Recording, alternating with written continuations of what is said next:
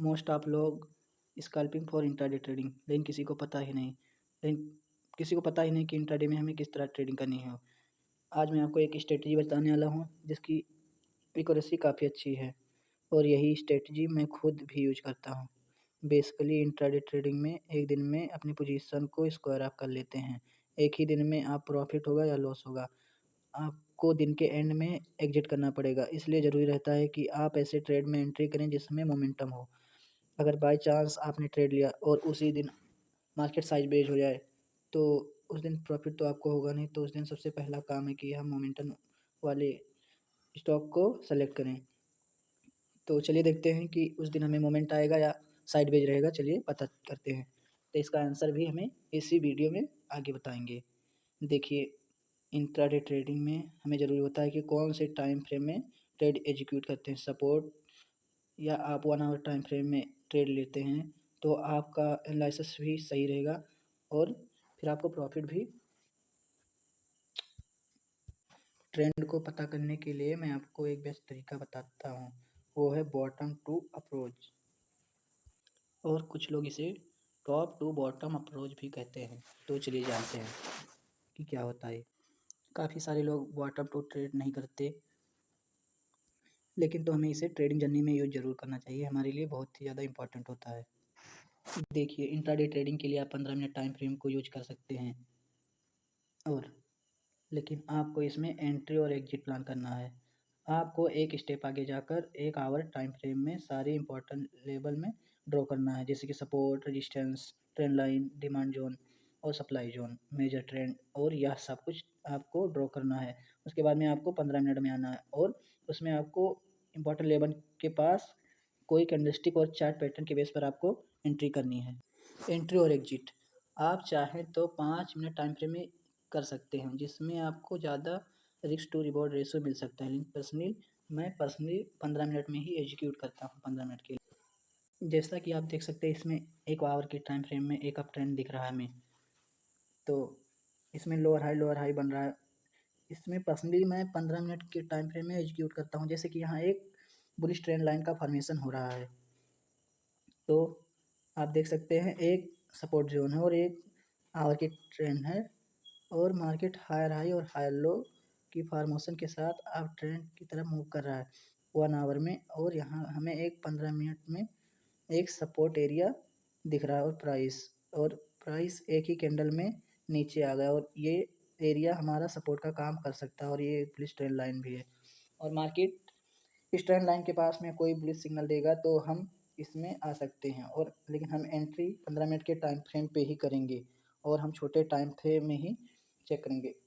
और ये Bollinger band का बैंड है, इसमें हमें साइड वेज और नॉर्मल देखना है।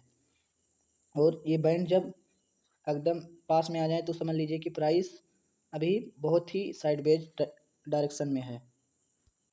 जिस डायरेक्शन में ये बैंड वाइव होगा उस डायरेक्शन में मोमेंटम आने के चांस रहेंगे। चलिए हम इस एग्जांपल में एक एग्जांपल देते हैं। यहाँ बुलिंजर बैंड अप्लाई कर देंगे और बुलिंजर बैंड जिस साइड में ब्लास्ट होगा उसी तरफ में मोमेंटम देखने को मिलेगा हमको। एटलीस्ट बुलिंजर बैंड इंडिकेटर से हमें साइडवेज का सामना नहीं करना पड़ेगा, और हमें बहुत इजीली पता चल जाएगा कि मार्केट साइडवेज है या फिर किस तरह मूवमेंट करने वाली है। इसलिए हमें ये इंडिकेटर यूज करना है। चलिए, हमें जिसका इंतजार था वो हो गया है। अब प्राइस अपनी डिमांड जोन पर आ गई, लेकिन पर यहाँ हम लोग एक रिवर्सल कैंडल का वेट करेंगे। लेकिन यहाँ एक डोजी कैंडल का फॉर्मेशन हुआ है, लेकिन अभी भी हम अपने ट्रेड में एंट्री नहीं करेंगे क्योंकि हमें पूरा कंफर्मेशन नहीं है कि मार्केट अप साइड ही जाएगा। तो चलिए पूरा कंफर्मेशन करते हैं, उसके बाद में बाई साइड में एंट्री करते हैं हम लोग। तो चलिए जानते हैं कि हमें 3 कंफर्मेशन है, मतलब ट्रिपल कंफर्मेशन होने के बाद भी हम बाय में एंट्री क्यों नहीं कर रहे हैं। एक हमें पहला कंफर्मेशन हमारा ये है कि हम बुलिश ट्रेंड के साथ में चल रहे हैं। दूसरा कंफर्मेशन हमारा ये है कि हम ट्रेंड लाइन के साथ चल रहे हैं। तीसरा कंफर्मेशन है कि ये प्राइस सपोर्ट एरिया पर सस्टेन कर रहा है। तो चलिए हमें तीसरा कंफर्मेशन मिल चुका है, एक और बुलिश कैंडल बन चुकी है। तो चलिए हम यहाँ से एंट्री करते हैं। तो चलिए हम बाई साइड में एंट्री बनाते हैं अपना। तो हमें एक बुलिश कंफर्मेशन और मिल चुकी है।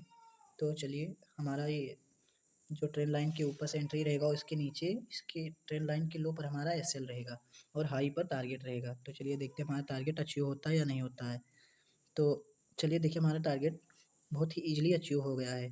तो इसी तरह से आप लोगों को भी करना है। ट्रिपल कन्फर्मेशन के बाद भी हमने ट्रेड नहीं लिया। रिवर्सल पैटर्न का वेट करना है और बोलिंजर बैंड का यूज करना है और top to bottom, bottom to top को भी यूज करना है, क्योंकि सपोर्ट रेजिस्टेंस मार्केट में ही बहुत वर्क करता है और इसके बेस पर हम बहुत अच्छी अच्छी ट्रेड बना सकते हैं। तो चलिए आगे समझते हैं वीडियो में।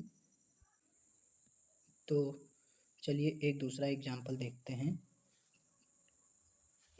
इस चार्ट को आप देखिए, इस चार्ट को आप देखिए, इस सपोर्ट से मार्केट ऊपर जा रहा था और इस रेजिस्टेंस से मार्केट बार बार नीचे आ रहा था। ये देख लीजिए आप, यहाँ पर आपको बोलिंजर बैंड को अप्लाई करने का कोई भी ज़रूरत नहीं है और कुछ लोग साइडवेज मार्केट में ट्रेड करते हैं। यहाँ पर हमें कोई विदाउट इंडिकेटर ट्रेड करना है और जब प्राइस रेजिस्टेंस के पास आए तो लोग सेल कर लेते हैं और जब सपोर्ट के पास आए तो बाय कर लेते हैं। स्पेशली इंट्राडे के लिए आप इस तरह से ट्रेडिंग नहीं कर सकते, क्योंकि हमें मोमेंटम के साथ काम करना पड़ता है। इसलिए हम इंट्राडे ट्रेडिंग में साइडवेज मार्केट को हम आप लोग अवॉइड करेंगे। और नेक्स्ट एग्जांपल,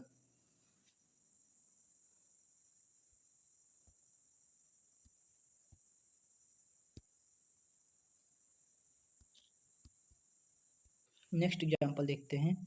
प्राइस एक हायर हाई हायर लो के फॉर्मेशन में ऊपर जा रहा था और 1 आवर के टाइम फ्रेम में मार्केट ब्रेक कर देता है डाउन साइड की तरफ। दोस्तों सपोर्ट ब्रेक हो चुका है, हो सकता है कि आप ट्रेड डाउन ट्रेंड में रिवर्स हो जाए। तो नेक्स्ट हम इसमें एक ट्रेंड लाइन ड्रॉ कर देंगे जिसमें वो एक रेजिस्टेंस का काम करेगी और आगे रेजिस्टेंस का काम करेगी। दोस्तों इस चार्ट में हम टाइम फ्रेम को चेंज नहीं करेंगे।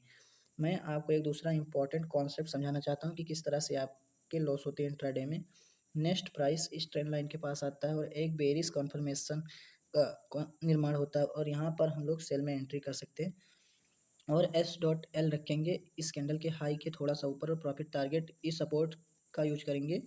नेक्स्ट मार्केट नीचे गिर जाता है, देखिए इस सपोर्ट को लो को हम टारगेट करेंगे तो मार्केट नीचे गिर जाता है और बहुत आसानी से ही हमारा इजीली टारगेट अचीव हो जाता है। तो चलिए दोस्तों, उम्मीद करता हूँ कि आपको वीडियो समझ में आई होगी। अगर वीडियो समझ में आई हो तो लाइक कीजिए, सब्सक्राइब कीजिए और मिलते हैं नेक्स्ट वीडियो के साथ। तब तक के लिए धन्यवाद। सी यू अगेन।